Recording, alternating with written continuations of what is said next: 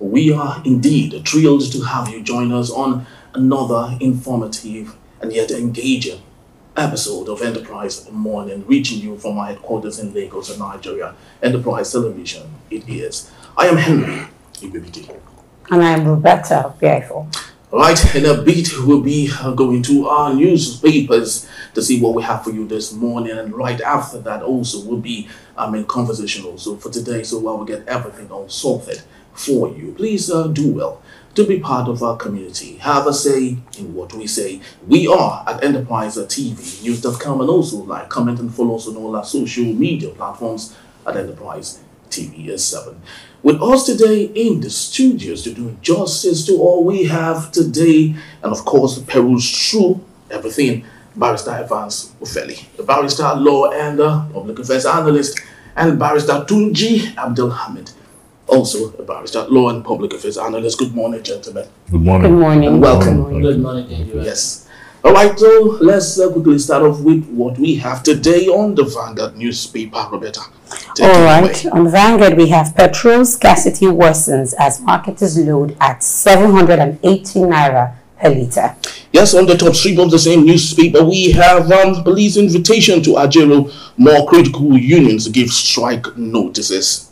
All right, and from there, still on Vanguard, we have federal government finally criminalizes vandalism of telecom facilities in New Gazette. All right, but let's get into a very critical but very trendy story right inside of the Vanguard newspaper, and of course about the controversy over appeal court's purported ruling on Shaibu'S impeachment. And we have it. The controversy late Tuesday trailed the purported ruling of the Court of Appeal in Abuja upholding the decision of the Federal High Court in Abuja quashing the impeachment of Comrade Philip Shaibu as the Deputy Governor of Edo State. It further stated here that it was reported that the Court of Appeal affirmed Justice James Omotosho's verdict that voided Shaibu'S impeachment by Edo State House of Assembly for lack of a fair hearing, and while affirming Justice Omotosho's order for Shaibu'S return to office, also set aside the appointment of Omobayo Godwins as the new Deputy Governor, replacing Shaibu. Barrister Tunji, I know we had discussed this sometimes back in the studios, and as someone who understands this too well, you of course had said it was going to the appeal, and now it has gone to the appeal, and the appeal court of course had made their decisions. If Obaseki is not happy, what next do you think he would do at this point? Well, they'll go back to the Supreme Court. You see, I mean, last leg of that to go to. The Supreme Court is still there, which is the highest court in the land. And I tell you, they are likely to appeal to that particular court. It's their right. Everybody has the right to do that. So there's nothing abnormal about it. I see that issue dragged to the end of the tenure of his Obaseki's administration. Because elections is for September? Yeah, I think so. Yeah. I think so. They will continue that. And then even if at the end of the day, Comrade Philip Shaibu is effectively retained or confirmed by the Supreme Court as the Deputy Governor of the state or nullified impeachment. He may not be able to function very well, but at least his entitlement will be guaranteed. Yeah. And his name as the former Deputy Governor will be retained. Because as it is today, if the impeachment is not nullified by it's upheld by the court, then he ceases to be a deputy governor. In other words, in the history of Edo State, they will mention him as a deputy governor. That's what it means. So that's what he's fighting for. He wants to fight to retain his name in that hierarchy of someone who has been a deputy governor of the state before now. So that was what entitled him to his entitlement in terms of remuneration and other things. But if it's time of performance, I tell you, he may not even get an office to use as a deputy governor, because you see, deputy governor under our constitution don't have any particular role. Okay. Their role is assigned by the governor. Though there is a particular set of provision in the constitution which gives that right to be part of the economic team of the state. So apart from that, any other responsibility that is going to be doing will be assigned by the by the governor. So, and I tell you, the governor will not even recognize him. He will not even be able to attend anything.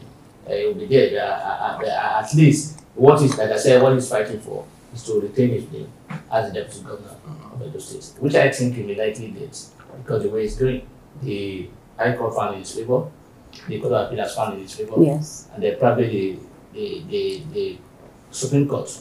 I'm not saying so that is the position, but I say if you are talking about the issue of fair hearing, the court considers it very important. The Section 36 of the Constitution, everybody must be given the right to fair hearing. If there is no fair hearing, the court can on that basis notify whatever step you have taken, no matter how beautiful that step is. So you cannot be, you must carry everybody along. And in terms of impeachment, the procedure requires that you want to be impeached, you must be given the opportunity to come and defend yourself. If actually you was not given that fair hearing, that could be a good ground to nullify whatever step that have been taken. Very true. Barrister Francis Ofeli, this is obviously a battle or a flexing of ego muscle between Shaibu and Obaseki. But let's get to Omotosho's order for Shaibu'S return to office. It equally sets aside the appointment of Omobayo Godwins as the new deputy governor replacing Shaibu. So what does that basically mean when the court says they're setting aside a person for another one? Yes, when the court say they are setting aside that appointment, it means that the appointment was wrongful and is therefore hereby set aside. That is nullified. Okay, that's what it means. Because if you look at the way the State House of Assembly of Edo State impeached Shaibu, they overrun the procedure. You know, they serve him notice today. The time within which he's supposed to come to, either by himself or by a legal practitioner of his choice, within that window of 14 days. The next day, they jump into the next step. They didn't even allow the notice to even solidify for them to also wait to see whether it's going to come to respond. They went to the next step. From the next step, they set up a committee. From the committee submitted its report back to the State House of Assembly. State House of Assembly, within a weekend, well, less than 10 days, they have impeached him. Something you are supposed to, what the Constitution says you do within 90 days. You understand? They did it in 10 days. And they took him down. And we know the reason behind this, because the State House of Assembly have no mind of their own. They are just working for the executive. And that is what happened. So the court will have to intervene, because in law it is said that where there's a right, there must be a remedy. Okay, ubi just ibi remedium. That is the Latin maxim. There must be a remedy. So now the case is that everything has fallen down to fair hearing, section 36 of the Constitution. Okay, audit alterum partem. You must hear the other side. You understand? You must hear the other side, no matter how. Even the principle of audit alterum partem, we're told in jurisprudence, was enacted during creation. You know, creation is a lower resolution of the existence of mankind. Okay, Barrister, you're taking notes. This taking notes. This cosmic.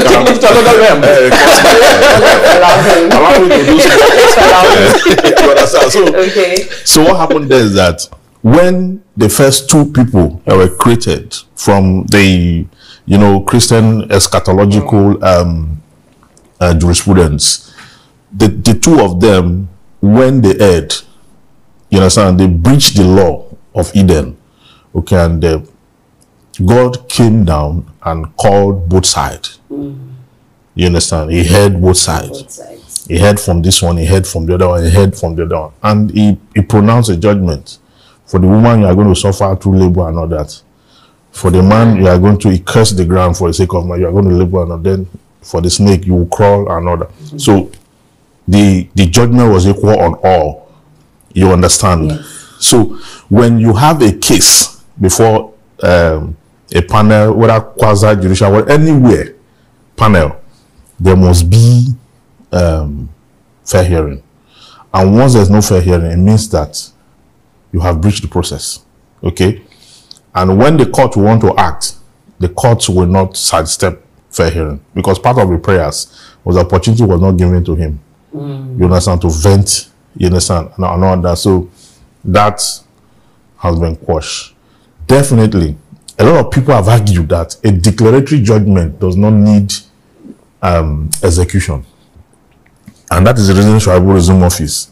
But that argument is faulty, because it is also the law that once a judgment debtor, okay, has gone on appeal, okay, and have filed a stay of execution, okay, whether the judgment is filing that stay of execution for is declaratory, monetary, or whatever it is, you are supposed to stay action in respect of the High Court. Section 286, 87 of the 1999 Constitution says appeal from the magistrate court shall lie at the High Court. An appeal at the High Court shall lie at the Court of Appeal. okay. The appeal at the Court of Appeal will lie at. So that is how it is. So it's a constitutional provision such that if I'm going on appeal and you are arguing that because the judgment is declaratory, that my motion to stay execution is wrongful, that is not the law. All right.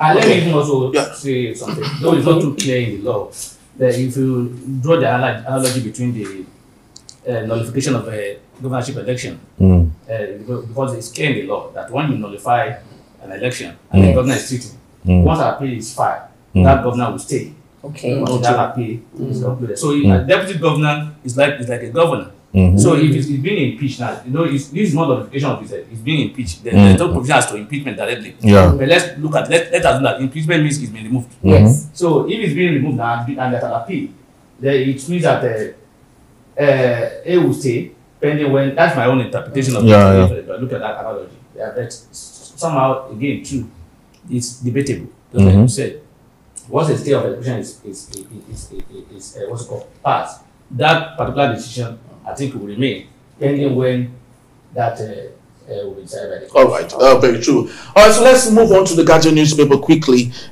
We have the big story here saying echoes of cabinet reshuffle trails ministers' performance a year after, and we have a cartoon here, of a dismembered Nigeria. Of course, Tinubu is with a saw, trying to do more. Is it trying to do more harm there, or what? Well, we can't say. All right, but let's. What else do we have there? All right, still on the Guardian, Nigeria to begin revocation of dormant oil well license. All right, and just below that we have Wike Damagum defense standpoint as PDP Rivers crisis fester.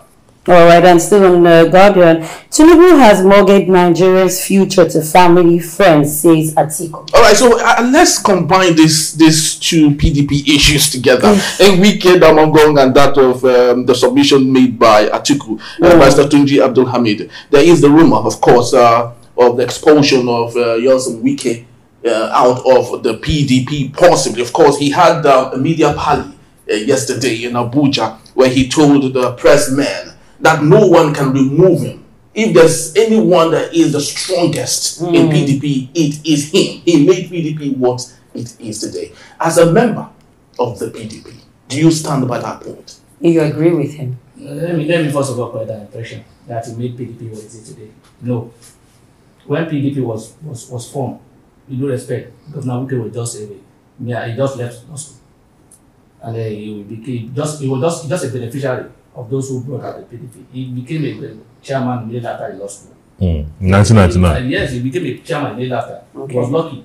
And then from there, he was getting one position or the other today. So if he's saying that impression is being created because people see him as he was one that maintained PDP. Yes, financially? No, at the level. If there's no foundation, can you roof a house? It was during the crisis that he stepped in. And it's not only him that has done that. Go build the party where the party is not in government, where they don't have any money. Or just Okalu and the So they use their own personal money to build the party. So when you benefit from the party, and then when those people are not forthcoming, you step up. That does not mean you are going to the party. That's the reason why he stated that does not. No, he did not. What was his status before he became the chairman of local government? Does he have the money? Was a student. Where did he get the money? But he was there during the crisis. He got the benefit of being a chairman of local government, chief of staff, the ministers, minister, governor, minister. That benefit was given to him because he was a member of the PDP. If there's no PDP in where will he get opportunity to get? So he's paying back to the party what the party did to him. So he's not even using his personal money. Okay. If those who use his personal money are cheap and co. Now, but let's talk about this. So he's saying that because you see, he's saying that nobody can remove him.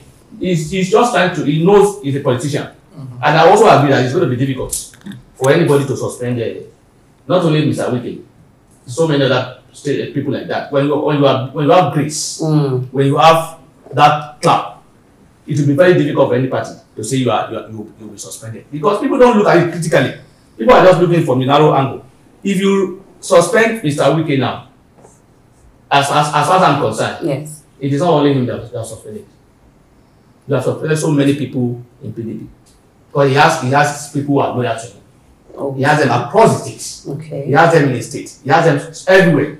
So, in fact, he has governors who are loyal to him. He has some of the executive members who are loyal to him. So, if you suspend him, you are creating more problem in the party. It's not an ordinary person. It's not like Tuji. If you suspend Tuji now from the party or whatever, and may not have any effect. So, it can be easy for them to say, go. Then they will have to think twice.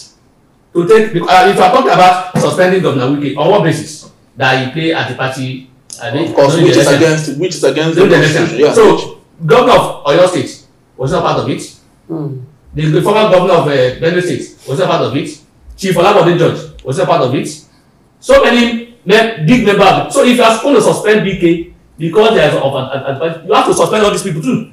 And you are doing that, you are, if, for example, now you suspend Oyo State Governor. You have suspended all the PDP, majority of the PDP in Oyo State has been suspended. Now, if we continue in this trajectory, so it's because he knows his worth in the party. Okay. He knows the grace he carried in the party.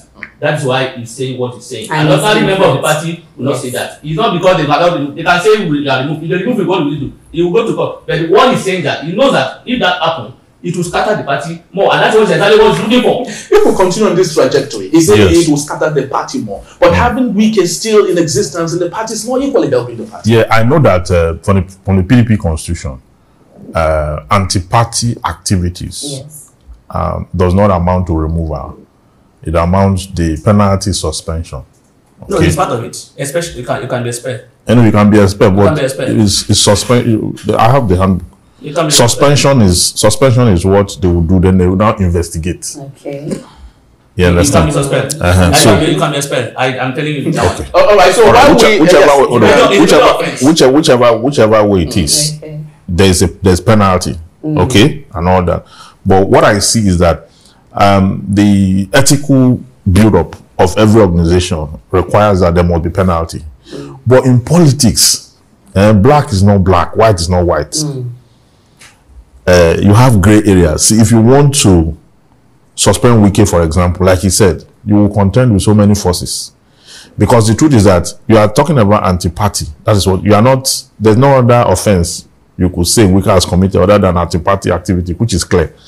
You understand? So if you want to take him out, you are taking one of the blocks of the party out. Who are you going to use to replace him? All of them have committed the same offense. That's why they cannot actually, from Atiku down, all of them.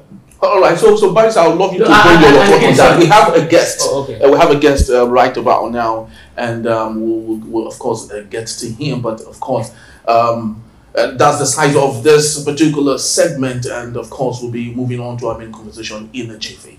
And when we return, more than 1,400 protesters from the hashtag End Bad Governance protest remain in police custody. Who will speak for them? Details when we come back.